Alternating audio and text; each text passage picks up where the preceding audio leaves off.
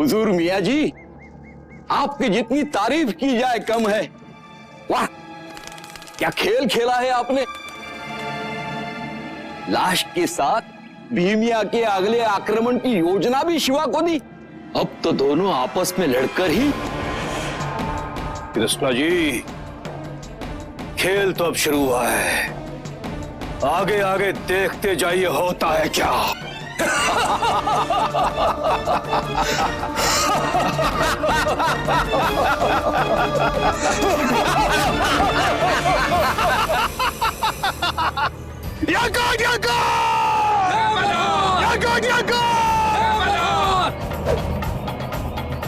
शिवाजी की जागीर का एक एक गांव जलाकर खाक करना है। कल हमले के लिए तैयार हो जाओ।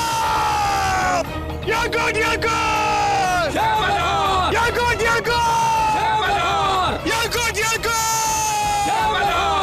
अरे देवा, काय दिवस आले आहेत, किसी को कोई चिंता ही नहीं है।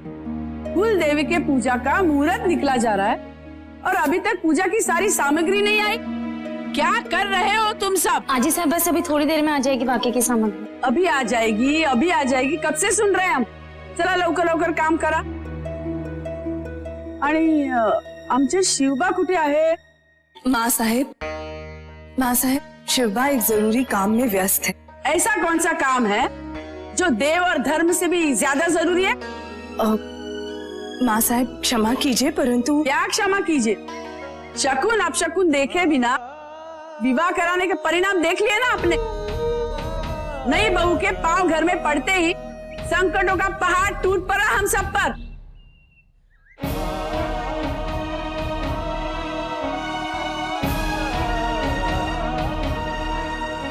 परंतु माँ साहेब, हाताच्या कंकणाला आरसा कशाला?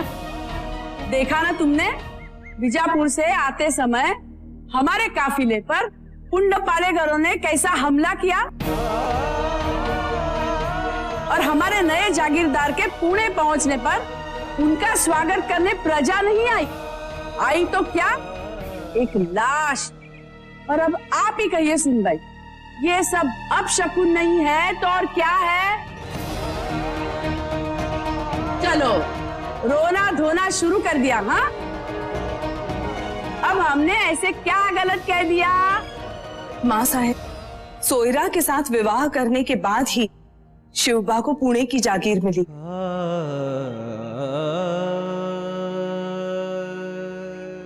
हमें तो हमारी सुनबाई के चरण बहुत ही शुभ लगते हैं। आप कुछ भी बोलिए सुनबाई, हमारे शिवबा पर संकटों का पहाड़ तो इनसे विवाह करते ही आया।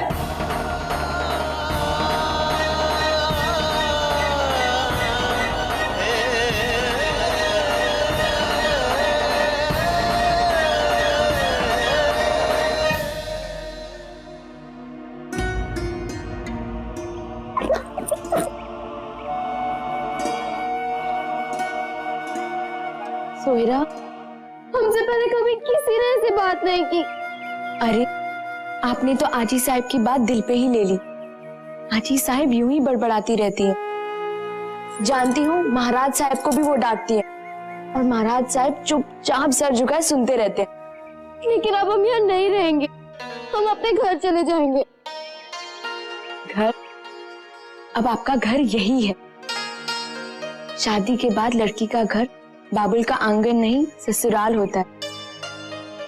सोयरा, अगर आपका यही व्यवहार रहा ना तो माँ साहब बहुत दुखी हो जाएंगी। हो जाए, अब हम यहाँ नहीं रहेंगे, हम चले जाएंगे।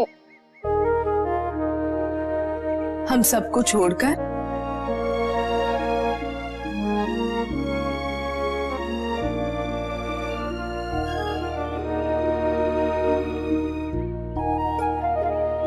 सोयरा भाई, अब यही आपका घर है और यही आपका परिवार।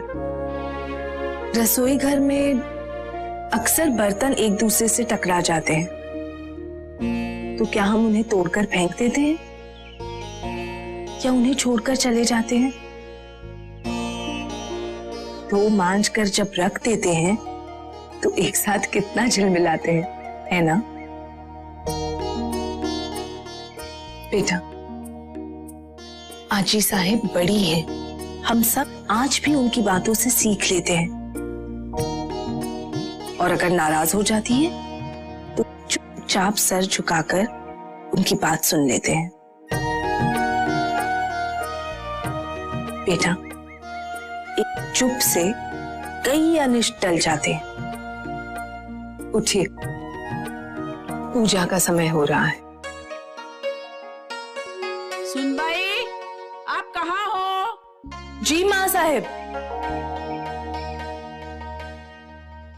देखा आपने?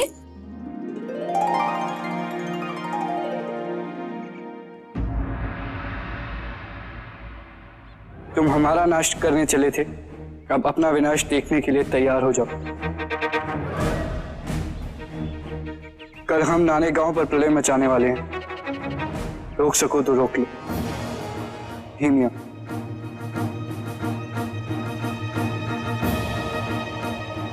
राजे, अब हमारे लिए क्या आदेश है? बाजी काका, यड़कोट यड़कोट जय मल्हार का अर्थ क्या है? राजे, एयरकोट का जयघोष भगवान मल्हार ने जेजूरीगढ़ पर किया था और धरती से राक्षसों का विनाश किया।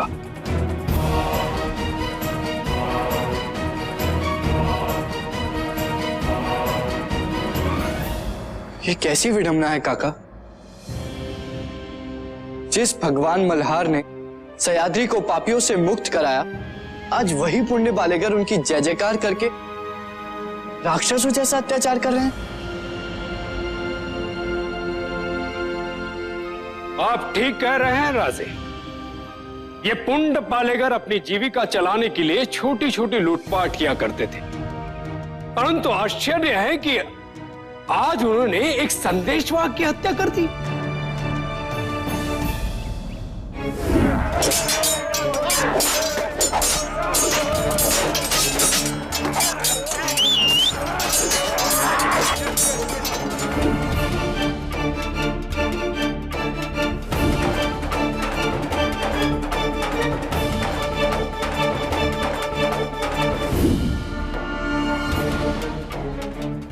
हमारा पहला उद्देश्य होगा इन 12 मावड़ के जंगल राज को समाप्त करना। लेकिन एक व्यक्ति आपकी राह का कांटा बनेगा। इस मियां रहीम से मुकाबला करते समय आपको अपने बल के साथ साथ बुद्धि का भी प्रयोग करना होगा।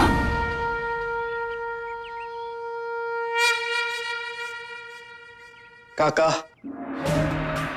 हमारे संदेशवाहक की हत्या और हमारे ऊपर किए हमले के पीछे अवश्य किसी और का हाथ है।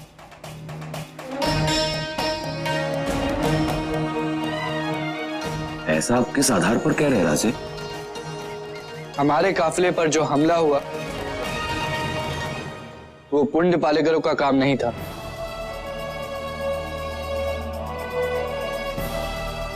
ये आप क्या कह रहे हैं राजे? जी पंत जी, जैसा कि बाजी काका ने कहा कि वो लोग छोटी मोटी लूटपाट करते थे, परंतु हमारे काफिले पर जो हमला हुआ उसमें ना तो कोई लूटपाट हुई और ना ही किसी की हत्या।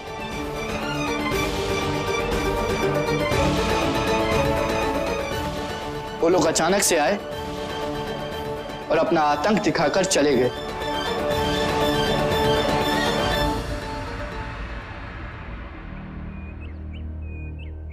सबसे बड़ी बात तो यह है कि उन्होंने यड़कोट यड़कोट जय मल्हार का जय घोष भी नहीं किया। हमें अभी इसी समय नाने गांव जाना है ताकि सच्चाई का पता लगाया जा सके।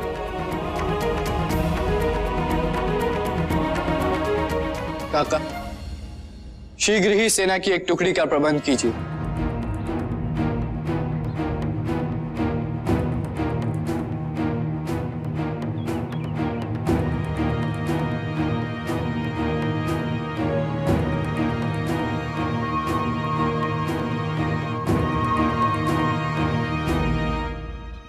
क्या हुआ? आप सब इतने चिंतित क्यों हैं? राजे, हमारे पास कोई सेना नहीं है। थोड़े बहुत सिपाही है, लेकिन उनमें से कुछ सिपाही कुछ दिनों के लिए अपने घर चले गए।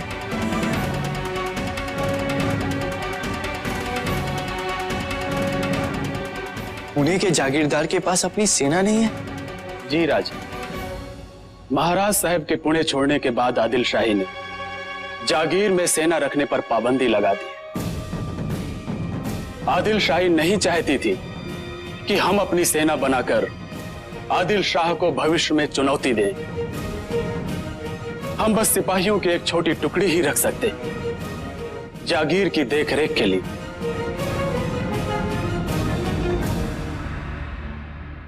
नहीं मानको जी काका,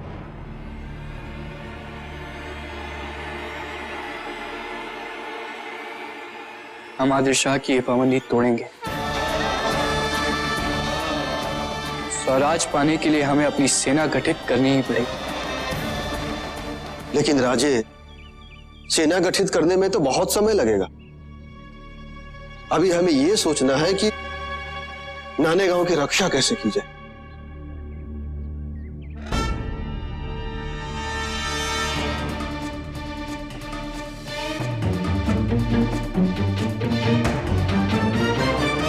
सेना हो या ना हो, हम हर हाल में पुंड पालेगरों से नानेगांव की रक्षा करेंगे।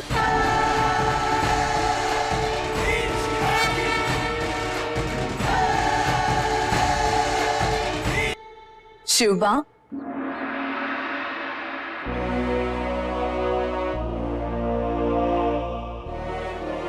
आइए शिवबा, आपकी आजी साहब कुलदेवी की पूजा के लिए आपकी प्रतीक्षा कर रही है। राजे, आप पूजा के लिए जाइए। हम नानेगांव अपने संदेशवाहक के द्वारा हमले की सूचना पहुंचा देंगे। चाहिए? नहीं बाजी काका, एक जागीरदार का कर्तव्य अपनी प्रजा को खतरे की सूचना देना नहीं, बल्कि उन्हें उस खतरे से बचाना भी होता है। शाबाश शिवबा, आप बिल्कुल सही कह रहे हैं। आप चले जाइए नानेगांव, अपना वो वचन निभाने जो आपने अपने बाबा साहब को दिया था, अपनी भूमि अपनी प्रजा को दिया था। आपने उस पंडित जी को भी तो वचन दिया था कि आप उनकी सुरक्षा करेंगे। राजा, जिस तरह आपने हमारी सुरक्षा की है, उसी तरह सबकी रक्षा करते रहिएगा। अवश्य पुजारी जी, अब से ऐसा ही होगा। परंतु मातोश्री, हमारे पास पुंड पालेगरों का सामना करने के लिए सेना नहीं है। पंत, ऐसी लड़ाइयां शक्ति से नहीं युक्ति से लड़ी जाती। जब महाभारत के युद्ध से पहले दुर्योधन और अर्जुन मदद मांगने श्री कृष्ण के पास गए थे, तो भगवान श्री कृष्ण ने कहा कि एक तरफ वो स्वयं होंगे बिल्कुल निहत्थे, और एक तरफ है उनकी सशस्त्र सेना। दुर्योधन ने तो उनकी सशस्त्र सेना मांग ली, परंतु अर्जुन ने स्वयं कृष्ण जी को चुना, क्योंकि वो जानता था कि उन्हें चुनकर वो उनकी युक्ति चुन रहा है। अंत में विजय युक्ति की हुई। विजय की रणतुरी अर्जुन ने बजाई। हमारे शिवबा के पास इस मंत्रिमंडल की शक्ति भी है और युक्ति भी। बाजी पासलकर और सोनू पंत जैसे मार्गदर्शक हैं, और इनके पास है इनके पिता का विश्वास। और इन सब के साथ साथ हमारी माँ साहिब का आशीर्वाद भी।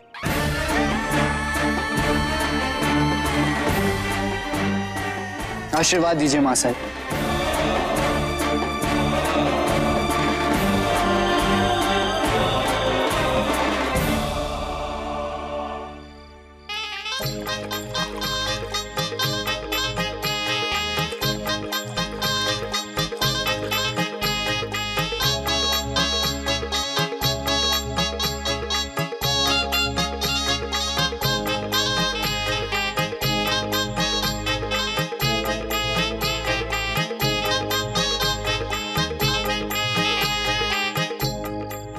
वाह रहीम मियां वाह, जवाब नहीं आपका।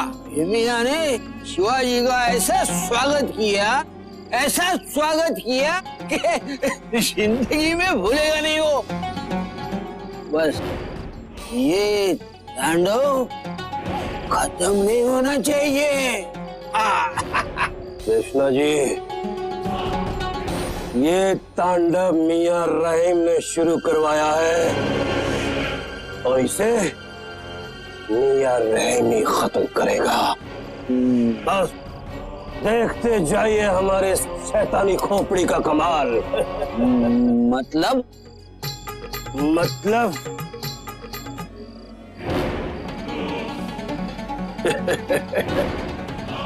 वक्त आने पर सब पता चल जाएगा।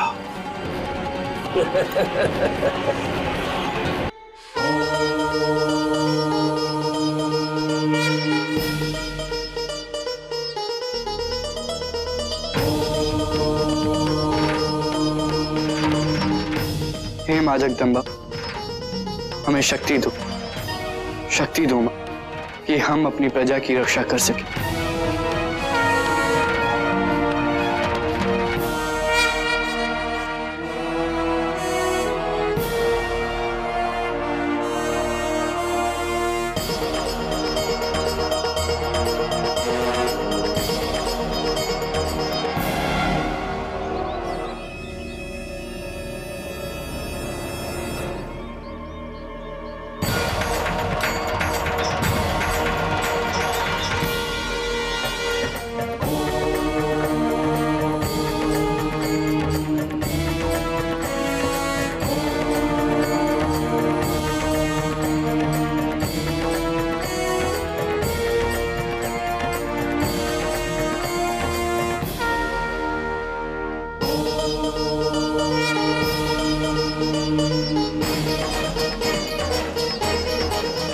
भंडारा लगाओ, भंडारा लगाओ जल्दी।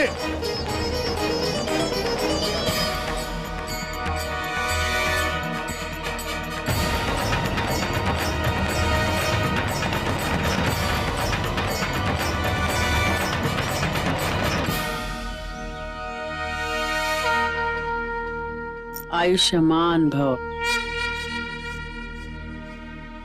अब तो आप समझ गए होंगे आजी साहब कि हमारा वहां जाना कितना आवश्यक है। आपके हर कार्य पे हमें गर्व है शिवा, परंतु कार्य कितना भी आवश्यक हो, उससे शुरू करने से पहले माँ जगदम्बा का आशीर्वाद लेना उससे भी ज्यादा आवश्यक है।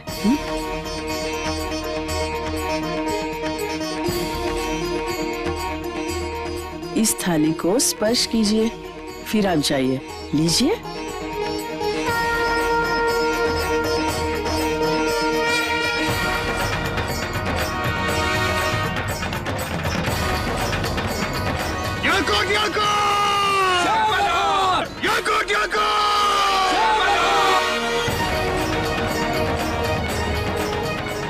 विजय दो, हमारा आशीर्वाद तो सदैव आपके साथ।